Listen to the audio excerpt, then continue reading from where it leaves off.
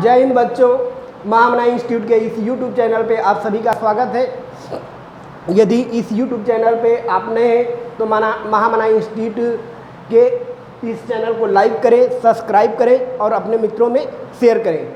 आइए हम पढ़ रहे थे क्या है निषेचन। तो निषेचन की प्रक्रिया क्या होती है उसके बारे में देखते हैं। इससे पीछे का जो भी है, पीछे का लेक्चर अगर देखना चाह रहे हैं तो पिछली वीडियो पढ़ी है, उसको आप देख सकते हैं। आइए देखते हैं होता क्या है। निषेचन पूर्व संरचनाएं एवं घटनाएं यानी pre fertilization structure and events, यानी निषेचन से पहले की वह घटनाएं और कौन कौन से संरचनाएं बनती हैं उसके बारे में हम अध्ययन करेंगे। तो निषेचन से पूर्व प्रक्रियाएं जो बनती है उसमें पुंकेसर, बीजाणुधानी तथा परागकण का निर्माण होता है, यानी stamen, microsporangium and pollen grains. यानी निषेचन से पहले पौधों में निषेचन होने से पूर्व उनमें क्या होता है, परागकणों का निर्माण होता है, जिसको माइक्रोस्पोरेंजियम के नाम से जानते हैं या उसी को परागकण के नाम से जानते हैं। उनके बनने की जो भी प्रक्रिया होती है यह निषेचन से पहले यह प्रक्रिया संपन्न होती है। ठीक है, अब इसमें देखते हैं होता क्या है। निषेचन पूर्व प्रक्रिया में पुमंग यानी जिसको एंडोएसियम के नाम से जानते हैं, यह जो पुमंग होता है पुष्प का नर जननांग होता है। यानी पुमंग का जो डेवलपमेंट होता है इसमें क्या होते हैं, क्या बोलते हैं, इसके अंतर्गत जो आने वाले होते हैं उसमें एंथर और उसके उपरांत जो होते हैं, एंथर के बाद जो होता है फिलामेंट होते हैं। ये दोनों मिल करके क्या बनाते हैं, एंडोएसियम का निर्माण करते हैं। और इस एंडोएसियम में ही यानी एंडोएसियम में ही जिसको पुमंग कहते हैं, इसमें ही सूक्ष्म परागकणों का यानी पुंकेसरों का यानी पॉलन ग्रेन्स का निर्माण होता है। इसे एक अन्य नाम से जानते हैं सूक्ष्म बीजाणु पर्ण। इन्हें सूक्ष्म बीजाणु पर्ण के नाम से भी जानते हैं क्योंकि ये अति सूक्ष्म कण होते हैं और बहुत ज़्यादा संख्या में बनते हैं। इसका कारण ये है कि अधिक संख्या में बनने का रीजन है कि जब परागण यानी निषेचन की प्रक्रिया संपन्न होती है तो निषेचन से पूर्व ही यानी नर जननांग से मादा पुष्प के वर्तिकाग्र पे पहुंचने से पहले ही अधिकांश मात्रा में परागकण क्या हो जाते हैं, नष्ट हो जाते हैं। कुछ तो वायु के द्वारा, कुछ डेड कर जाते हैं, कुछ कीट पतंगों के द्वारा वेस्ट हो जाते हैं, यानी उनके पैरों इत्यादि से चिपक करके अधिकांश तो उसी पे चिपके रह जाते हैं। कुछ भाग ही वे क्या होते हैं, स्टिग्मा पे पहुंच पाते हैं और निषेचन की प्रक्रिया को संपन्न करते हैं। इसलिए पौधों में जो पुमंग यानी एंडोएसियम होता है इसमें पुंकेसरों अर्थात सूक्ष्म बीजाणु पर्ण या उसी को पॉलन ग्रेन्स के नाम से जानते हैं, इनकी संख्या अत्यधिक मात्रा में बनती है। यानी कुछ पौधे ऐसे भी होते हैं जिनमें हजारों की संख्या में इनका निर्माण या लाखों की संख्या में इनका निर्माण होता है। ठीक है, अब उसके बाद इनका निर्माण होता कहाँ है, तो इनका निर्माण यानी जो पुंकेसर यानी सूक्ष्म बीजाणु होते हैं इनका निर्माण जो होता है परागकोश यानी पॉलन सैक में होता है। जो परागकोश यहाँ पे संरचना आप देख रहे हैं, ये परागकोश की संरचना होती है। परागकोश जो होते हैं दो पालियों में बटे होते हैं, मतलब दो भागों में बटे होते हैं और प्रत्येक पाली में एक पाली जो होते हैं दो भागों में डिवाइड होते हैं। मतलब अगर इनका टीएस ये वाला पोर्शन जो देख रहे हैं इसको, अगर इसको ध्यान से देख रहे होंगे तो आपको संरचनाएं ऐसी दिख रही होगी। तो ये आपस में इस तरह से संरचनाएं एक बनाए रहते हैं। ठीक है, यानी दो पाली में एक मिल करके ऐसी संरचनाएं बनाए रहते हैं, दो पालियों में मिल करके बने होते हैं। एक पाली ये हो जाएगा, दो भागों में बटे होते हैं, एक पाली ये हो जाएगा और दूसरा पाली ये वाला हो जाता है। और जिसके अंदर क्या होते हैं, परागकण का निर्माण होता है, यानी परागकण इसमें विकसित होते रहते हैं। ठीक है, ये सारी प्रक्रियाएं इनमें पाई जाती है। अब जो परागकोश होते हैं, परागकोश के मुख्य तीन भाग होते हैं, जिसको एंथर के नाम से जानते हैं। उसको बाद जिस पे परागकण टिके रहते हैं उसको हम क्या कहते हैं, फिलामेंट। यानी डंठल या पुतंतु के नाम से भी जानते हैं फिलामेंट, जिस पे परागकण ये अति सूक्ष्म या अति पतले धागे समान संरचना होती है, जिस पे पराग कोश टिका होता है, यानी इसमें कह सकते हैं एंथर टिका होता है। और एंथर के अंदर, एंथर को ही एंथर, फिलामेंट और कनेक्टिंग टिश्यू, इनके अंदर यानी जो दो चैम्बर होते हैं उनको जोड़ने के लिए क्या होते हैं, कनेक्टिंग टिश्यू यानी संयोजक ऊतक का निर्माण होता है, जो दोनों पालियों को जोड़ने का कार्य करता है।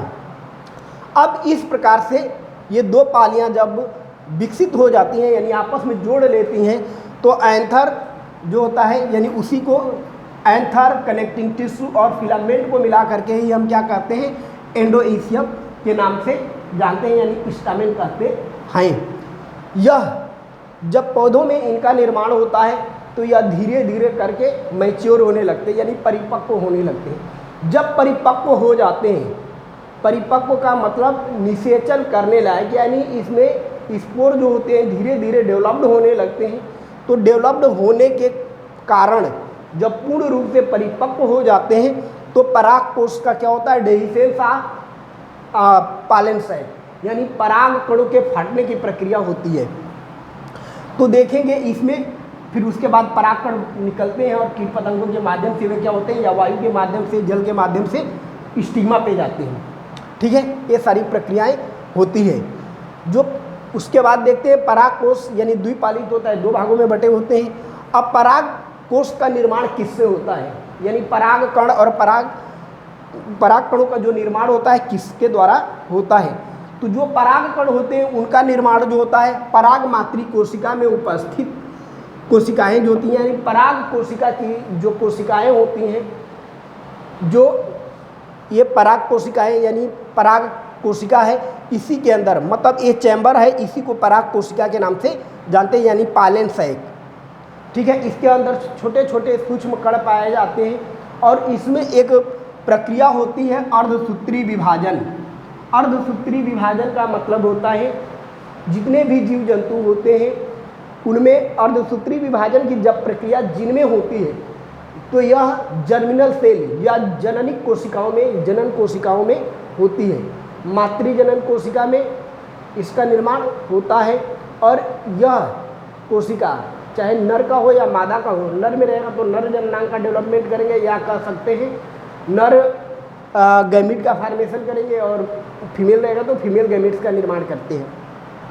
तो इसमें एक प्रक्रिया होती है अर्धसूत्री विभाजन, या जिसको मियासिस के नाम से जानते हैं। यानी यह मियासिस की प्रक्रिया जो होती है, मियासिस यानी अर्धसूत्री कोशिका विभाजन की प्रक्रिया जो होती है, यह पराग मातृ कोशिका में होती है, जिसके उपरांत एक मातृ कोशिका 4 मातृ कोशिकाओं में विभाजित होती है। यानी इस तरह से अर्धसूत्री विभाजन के द्वारा ही पराग मातृ कोशिका विभाजित होकर के पराग कणों का निर्माण करती हैं। इसके बाद परागकण जब परिपक्व हो जाते हैं, मैच्योर हो जाते हैं, यानी फर्टिलाइजेशन की प्रक्रिया को संपन्न करने लायक हो जाते हैं, तो परागकोश जो परिपक्व होते हैं उसके टूटने की प्रक्रिया होती है। ठीक है, अब इसके बाद यानी ये जो होते हैं परागकण पराग कोशिका में संरक्षित रहते हैं। अब इसी को हम क्या कहते हैं, जो पराग कोशिका होती है, पराग कोशिका का निर्माण कैसे होता है, अगर देखेंगे कि जो पराग कोशिका होती है उसका भी तो निर्माण किसी तरह से होता है। तो इसका निर्माण जो होता है लघु बीजाणुधानी यानी पालन से, लघु बीजाणुधानी जो होते हैं ये विकसित हो करके ये पालन से यानी पराग कोश का निर्माण करते हैं। और इस प्रकार से पराग कोश जब विकसित हो जाते हैं तो उसमें पालन ग्रेन का निर्माण होता है। पालन ग्रेन विकसित होकर के उसको स्फुटन की प्रक्रिया द्वारा तोड़ने का कार्य, मतलब जो पराग कोश होते हैं टूटते हैं और उससे परागकण बाहर निकल करके निषेचन की प्रक्रिया में यानी परागण की प्रक्रिया में भाग लेते हैं। ठीक है, ये सारी प्रक्रियाएं अगर आपको समझ में आई है, आई होप कि आपको समझ में आई होगी। अगर कोई समस्या हो तो उसको कमेंट बॉक्स में आप अपना कमेंट छोड़ सकते हैं।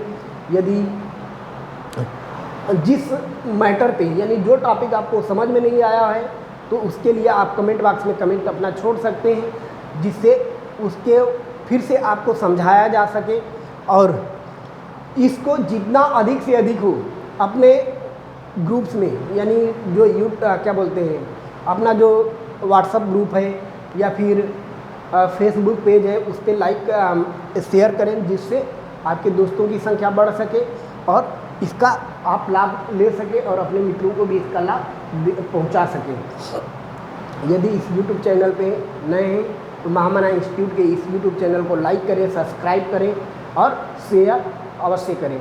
इसके उपरांत यदि कोई नई वीडियो बन रही है तो उसका नोटिफिकेशन प्राप्त करने के लिए आप बेल आइकन को प्रेस करें, यानी घंटा के बटन को दबाएं। Thank you.